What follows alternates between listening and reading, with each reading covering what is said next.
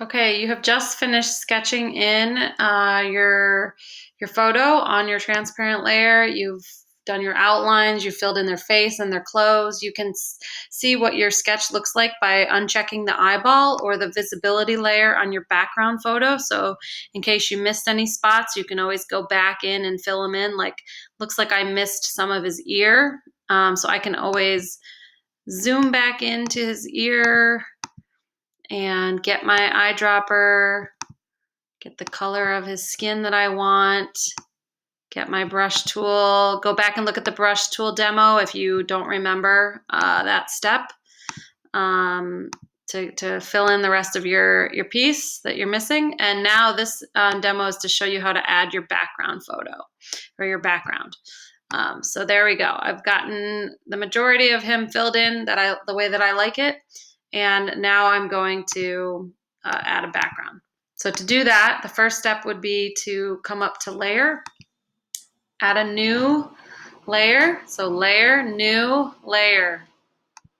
Okay, it's gonna drop down over here in your layers. Make sure you slide it down, drag it down and put it below your sketch and above your photo. So make a sandwich. Your background is your photo, and then you should have this transparent layer next, which is going to be your background, and your top, which is your actual sketch. So select layer number 2, the one you just added in between, and now you're going to come down, decide what color you want by clicking on this color palette tool.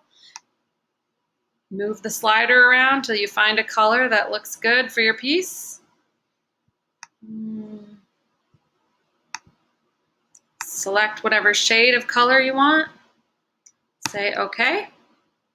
And then you're going to get your paint bucket, which is hiding under your gradient tool. Your gradient tool is the tool that's right below your paintbrush.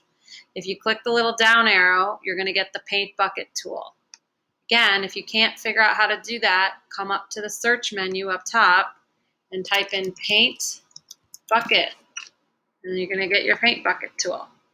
Okay? Then once you've select the color you want, just tap down on that layer. And you've now just added layer number 2 is a green background layer. So you should have 3 layers, and that's the background that you just added.